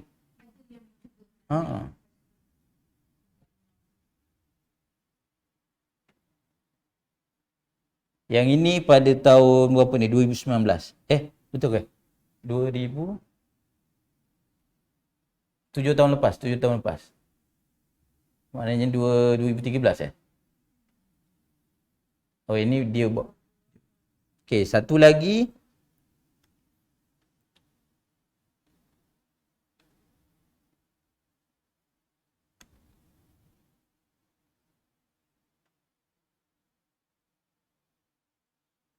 Memang ada orang melu. Dan peristiwa ni, bila kita tak melihat pada sejarah, kita rasa macam, mustahil ada orang datang nak bunuh kan. Tapi rupa-rupanya kematian Saidina Umar pun memang macam ni juga. Kan pembunuhan itu dibunuh ketika solat. Dia tahu ketika itulah kita tak mengambil peduli hal yang lain. Jadi itu waktu paling sesuai untuk dibunuh. Dan mereka-mereka yang buat perkara begini, kenapa mereka sanggup buat? Kerana mereka memahami, mereka ada ideologi yang tersimpang. Mereka sudah faham lain. Mereka mengatakan antara lain tadi mengatakan itu bahawa mereka imam itu perlu di kalangan Ahlul Bait. Kemudian nanti dia kata imam itu akan muncul sebagai Mahdi dan sebagainya. Jadi faham-faham ini semakin hari tuan-tuan puan-puan, mungkin hari ini tak disebut sebagai Khawarij, tak disebut sebagai mungkin ada yang dia tak ikut ajaran Syiah, tapi ada kecenderungan ciri-ciri seperti mana ajaran-ajaran yang menyimpang ni. Itu terjadi. Terutamanya antara lain bila kita mengagung-agungkan suatu guru. Terlampau mengagungkan juga merupakan salah satu ciri yang ada daripada Syiah sebenarnya. Ta'assub yang berlebih-lebihan. Dan akhirnya apa yang jadi biasanya, dia akan bertentangan, bergaduh sesama umat Islam. Yang kelompok ta'assub kanan dengan ta'assub kiri. Jadi dia akan bertembunglah sama mereka.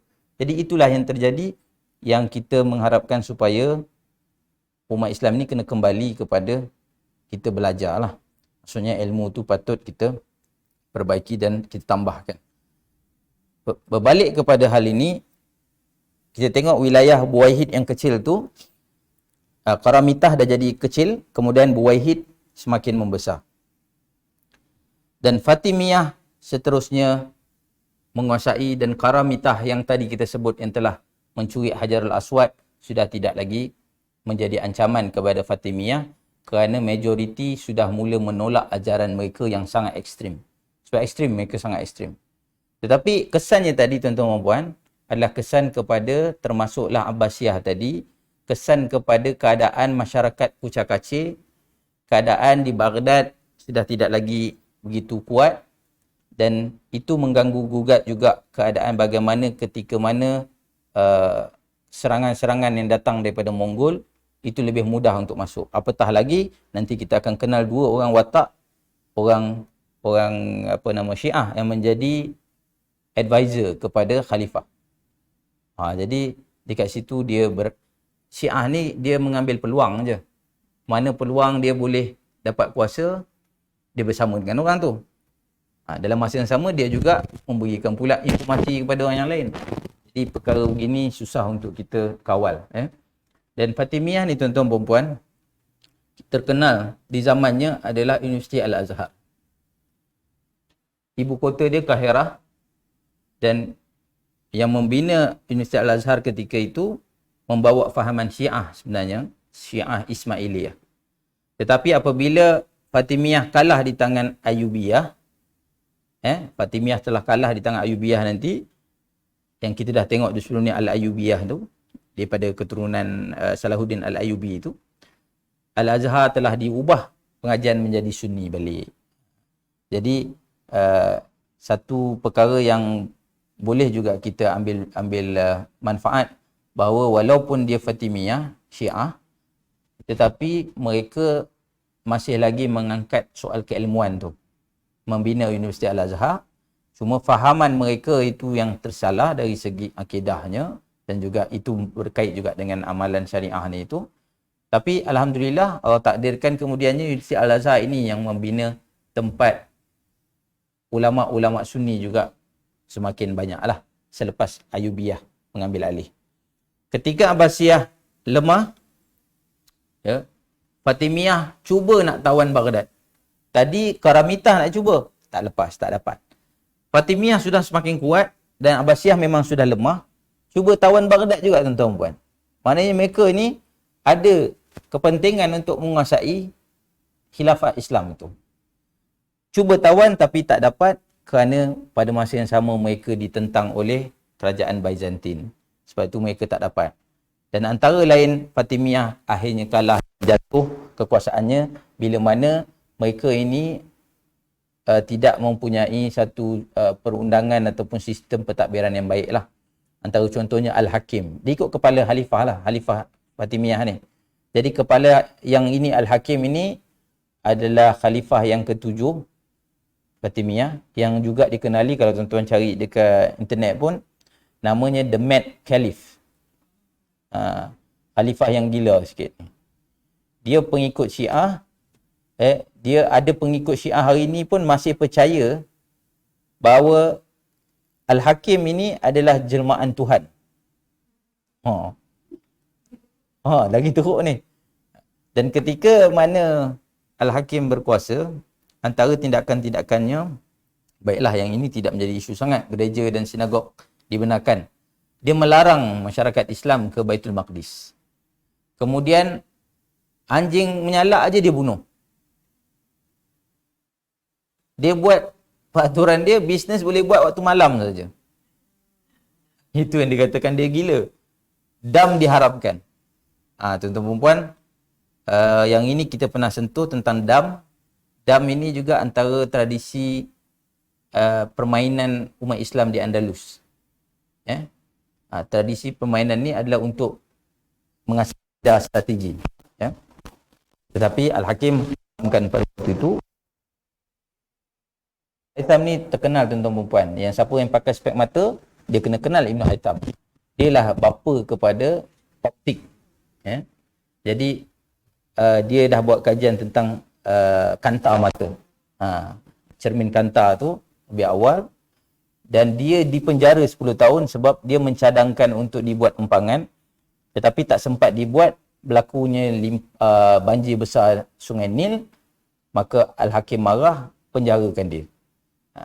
Dia akhirnya selepas daripada itu, kerajaan Fatimiyah jatuh dan tidak kukuh dan dikalahkan oleh Salahuddin Al-Ayyubi. Inilah yang kita bincangkan hari ini, yang melibatkan dua watak ini tuan-tuan puan. Tadi saya sebut tentang Cina Kuo Kan tu, yang di tengah ini sekarang ni Muayyidin Al-Qummi Ar-Rafidi. Ar-Rafidi dan Nasiruddin At-Tusi. Muayyidin Al-Qummi ini asalnya dia jadi menteri kepada Abbasiyah di bawah mereka ni adalah wazir lantikan Khalifah Musta'sim ini. Dia asalnya jadi menteri sebab dia nak dia nak dapatkan sokongan daripada Syiah. Jadi setahun sebelum Baghdad kena serang, timbul desakan daripada masyarakat supaya Khalifah Musta'sim ini melawan kepada kelompok Syiah. Tetapi dia pergi berbaik. Muayyidin Al-Qummi ni dah dapat tahu yang Musta'sim ni nak melawan kelompok Syiah, maka dia berbaik-baik dengan Hula Guhan. Muayyidin Al-Qummi ni. Dia berbaik dengan Hula Guhan dan kemudiannya dia mula mengurangkan jumlah tentera dalam kota Baghdad atas arahan dia daripada 120,000 orang kepada 50,000 orang. Dia nak memudahkan Mongol untuk menyerang lah. Kemudian yang kedua, At-Tusi. Nasiruddin At-Tusi ini dia pengikut Ismaili, pengikut Syiah, dan dia merupakan seorang yang menjaga ataupun kita panggil sebagai gubernur lah di kawasan kota Alamut. Contohnya ingat Alamut yang hari itu, 2 minggu lepas kita bincangkan tentang kerajaan Syiah di sebelah utara berdekatan dengan Laut Kaspia tu, yang ada game tu. Apa nama game tu? Apa hari tu yang kita tunjuk tu, saya pun dah tak ingat dah.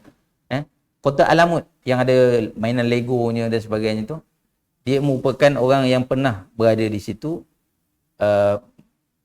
kemudiannya menjadi orang panglima kerajaan Syiah itu. Kemudian dia telah ditawan oleh Mongol. Apabila ditawan oleh Mongol, maka dia menjadi pembantu Mongol. Antara yang dia bawa, yang dakwaan berkenaan dengan kota Baghdad ini telah dihancurkan, dia membawa lari 400,000 manuskrip kitab-kitab Islam dan bawa ke Iran. Hari ini Iran lah, Marageh nama tempat tu. Dan ini pandangan yang disebut oleh seorang pengkaji dalam bukunya Islamic Science and the Making of the European Renaissance. Antara perkara yang menarik kita ambil tahu tentang hal ini, bila mana mereka mempunyai sumber-sumber ilmu yang ada, mereka mula juga mengubah-ubah. Maknanya dia menambah-nambah. Sebab itu kita datang kepada zaman-zaman selepas itu, kita jadi susah untuk mengasingkan sama ada ini faham yang mana ni. Adakah ini Syiah ke tidak? Jadi dia telah menambah-nambah. Seperti mana apa yang kita bincangkan bulan lepas. Bagaimana tarikh juga yang asalnya tidak terseleweng disebabkan oleh Syiah yang menyusup masuk.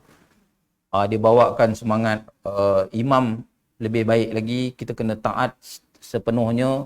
Jadi tok guru tu diangkat-angkat, jadi menaikkan semangat asabiah tu. Asabiah tu yang awal-awal tadi saya sebut, asabiah, ta'assub tu. Jadi asabiah tu dibincangkan oleh Ibn Khaldun bukan masalahnya. Masalah sebab asabiah ni tak boleh lari. Betul tak? Boleh tak kita lari kalau kita ni adalah sebagai contoh kita dalam PMP. Jadi kalau kita jumpa orang bersama PMP, kita ada rasa satu bondage. Sebab kita kenal dia. Dan bondage tu kita tak boleh lari lah. Itu memang naluri kita. Apatah lagi kalau bondage tu disebabkan oleh kita punya darah. Macam keluarga. Jadi kita punya bondage tu ada.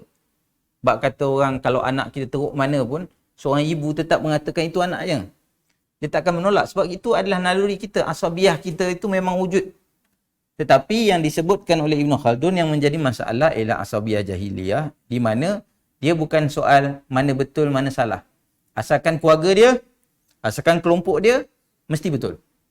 Tapi kalau yang dimaksudkan asabiah yang baik adalah asabiah yang bila mana kita rasa kekitaan, kita bersama dalam satu kumpulan, kita nak buat satu projek, kita akan buat sama-sama betul-betul. Sebab kita ada satu bondage yang kuat. Semangat itu bagus. Tidak ada menjadi masalah. Yang menjadi masalah bila tak ada saduran daripada ajaran Islam. Maknanya dia bawa ajaran dia, dia bawa fahaman dia. Jadi penyebab kepada inilah dia Syiah yang berkomplot dengan Mongol menyebabkan Baghdad mudah untuk dikalahkan, dikuasai. Jadi kalau tuan-tuan puan-puan, hari ini concentration masyarakat Syiah ini di wilayah yang inilah. Wilayah yang kita dah bincangkan sejak beberapa bulan, inilah wilayah yang kucak-kacir dan wilayah ini juga tempat berkembangnya tamadun Islam Sunni. Dalam masa yang sama, Syiah juga mereka bertapak di kawasan yang sama menyebabkan kita kena berhati-hatilah. Lebih baik tuan-tuan puan-puan bila kita mempelajari suatu ilmu, bila mana melibatkan suatu amalan, ia perlu bersandarkan kepada dalil. Amalan yang waris daripada Nabi. Kalau amalan itu amalan tok syekh, tok guru, itu adalah amalan peribadi dia dan ia tidak menjadi satu kewajipan. Dia kan kita tahu hukum ni ada wajib, sunat, mubah ataupun harus, makruh, haram. Untuk yang tak perlukan, orang kata yang tak ada dalil, mubah tak ada masalah. Maknanya dia tidak ada dalil mengharamkan ataupun mewajibkan ataupun menyeru kan. Tetapi untuk yang haram, wajib, makruh dan juga sunat itu, kesemua itu perlu ada dalil. Apatah lagi kalau kita rasa macam okey, kata tok guru kata buat begini, gini-gini. Kita tak buat. Ini salah ni kau tak buat. Perlu ada dalil. Kalau memang betul Nabi kata itu wajib, tak buat salah lah. Kalau sunnah, dibuat lebih baik. Tapi kalau tak buat, masih lagi tak menjadi kesalahan. Tak menjadi salah. Tetapi bila mana kita melampau-lampau, ini bercerita tentang ekstrim sangat. Bukan kata soal belajar agama, belajar apa pun. Kalau ekstrim sangat, sehingga mana macam saya yang berada di depan, tak semua yang saya sebut tu betul. Kemungkinan saya tersilap, terlupa. Jadi, bila kamu suka sangat, mungkin ada yang terlampau suka dengan subjek kita ni, dia kata apa yang saya sampaikan semua betul. Tak, jangan begitu. Sebab saya sendiri pun memang terbuka dengan kesalahan. Di situlah tuan-tuan perempuan kena cari juga. Jadi, bila kita nak membawa kepada satu amalan apa pun, kita berpeganglah kepada dalil-dalil yang kuat, yang sahih, yang baik, yang datangnya memang jelas. Kerana kita di era-era hujung ni lagi jauh pada Nabi, sedangkan yang kita cerita ni tadi itu tak jauh pada Nabi pun. Baru zaman Khulafa' Ar-Rasyidin pun dah berpecah belah. Dengan apa? Sebab adanya orang-orang yang nampak soleh, tapi dia ajar satu faham yang sebenarnya salah. yang salahnya, yang mengikut ni pun kata, oh sebab dia ni soleh, dia ni pakai jubah, dia ni pakai serban dan sebagainya. Oh, tentu dia ni baik, amalan ni pun bagus, tengok selalu pergi masjid, zikirnya panjang dan sebagainya. Itu belum tentu kan. Sebab tu tuan-tuan perempuan, antara lesson learn hari ni, iktibar yang kita boleh ambil ialah faham ekstrim itu sangat bahaya. Apa jua ekstrim lah. Apa jua ekstrim. Sama ada agama ataupun bukan agama, memang Islam itu datang membawa kita berpada-pada. Moderate. Moderate. Bukan ekstrim sangat. Kemudian yang kedua, ilmu ni tuan-tuan perempuan, ilmu ni sangat penting, di mana boleh kita nak beramal, tapi kalau tak ada ilmu, tak guna juga. Kerana itu penyebab pada Khawarij terkeluar. Kerana mereka tidak mengambil pada ilmu. Apatah lagi Mu'tazilah yang tadi saya sebut, mereka menggunakan akal. Zaman itu mereka ambil falsafah, jadi perbincangan dia very philosophic, yang kemudiannya membawa kepada akal sajalah yang mentafsirkan Quran ni. Jadi kata apa yang ada Quran, kalau katalah tadi yang bagi contoh kata perkataan Syiah. Syiah tu ada dalam Quran. Takkan kamu tak nak ikut Syiah? Contohlah. Kalau ada wujud yang begitu, jadi itu faham-faham yang sudah terseleweng lah. Kerana ada banyak kitab mereka. Banyak kitab-kitab mereka pun ada kitab. Kalau kat YouTube pun mereka sangat aktif buat penerangan tentang hadis-hadis. Mereka ada juga hadis-hadis mereka. Dan ada sebahagian banyak jugalah. Saya sendiri secara peribadi memang pernah terjadi kes di sekolah saya dulu. Satu keluarga memang ikut Syiah. Jadi salah seorang pengawas kami tu, dia baca kitab.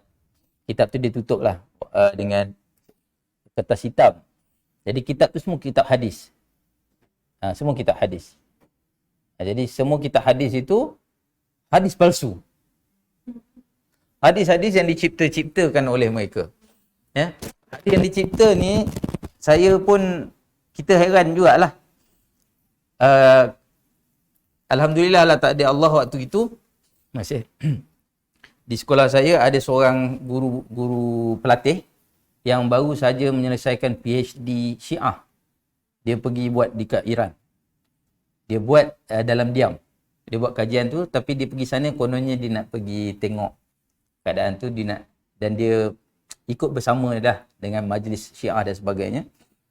Jadi dia kata, jangan heran bila kita kat sana pun ada setengah tempat, dia nak melariskan jualan rotinya, dia letakkan di situ hadis bahawa Nabi pernah makan roti daripada keturunan dia ni.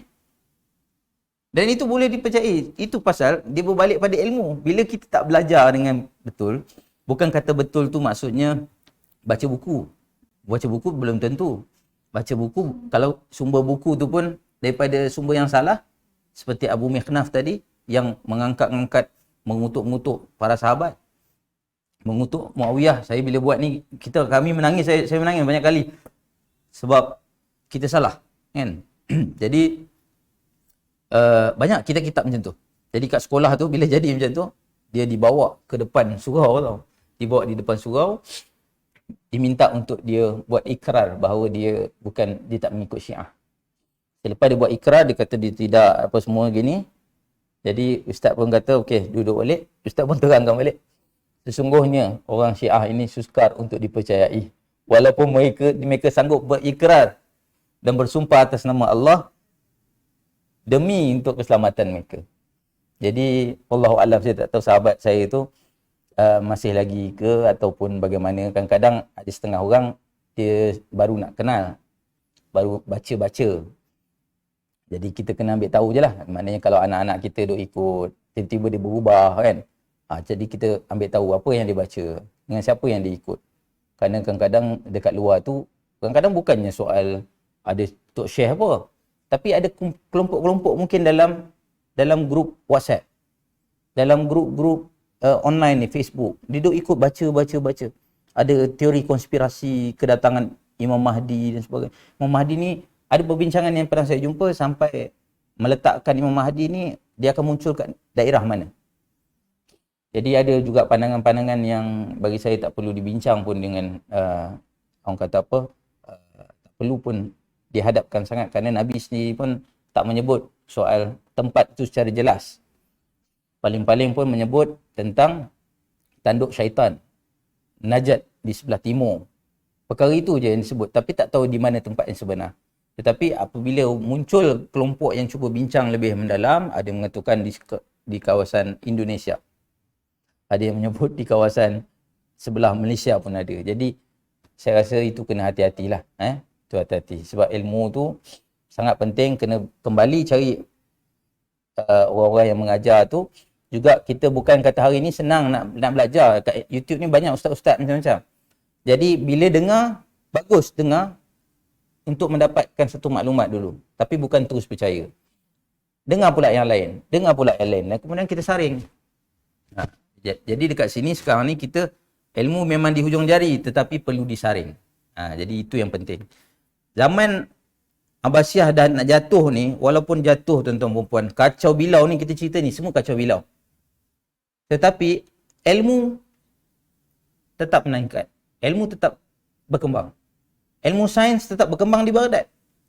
Ilmu-ilmu matematik tetap berkembang. Orang luar negara, orang bukan Islam datang juga dekat Baghdad. Masih lagi belajar dekat Darul Hikmah.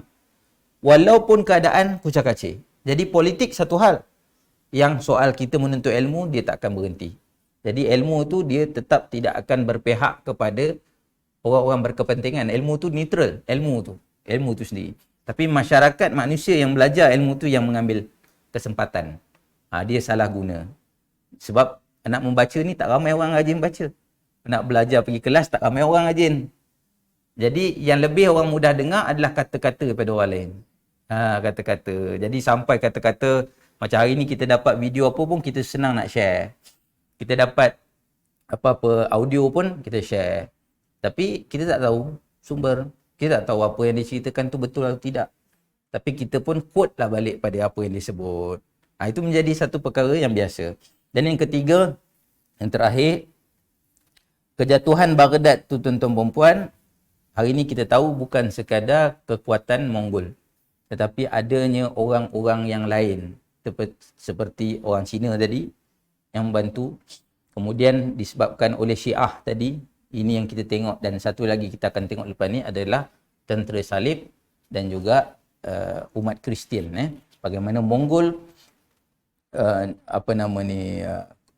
Hulagu Khan sendiri pun berkahwin dengan orang Kristian, dan bagaimana yang cuba dicaturkan oleh Kristian dalam kejatuhan Baghdad. Jadi kejatuhan Baghdad itu nampak mudah, macam seolah-olah Mongol tu mudah untuk kalahkan, tetapi bukan sebab Mongol semata-mata, tapi adanya pihak-pihak yang lain. Jadi wallahu alam, semoga Allah memberikan kita kefahaman yang baik dan kemudiannya bagi manfaat kepada kita dan generasi kita yang kemudian ini, dan semoga kita dijauhkan daripada faham-faham yang ekstrim, kita dijauhkan daripada perkara yang menyeleweng pada ajaran Islam yang sebenar, dan kita kembali kepada apa yang Nabi SAW ajarkan, dan apa yang Tok Guru sampaikan pun yang mana berasaskan kepada ilmu-ilmu yang datangnya daripada Nabi dan juga para sahabat. Jadi yang lainnya kita tutup dulu. Saya tutup dulu. Kita tutup dulu dengan, dan kita tangguh dengan tasbih kafaratul terus.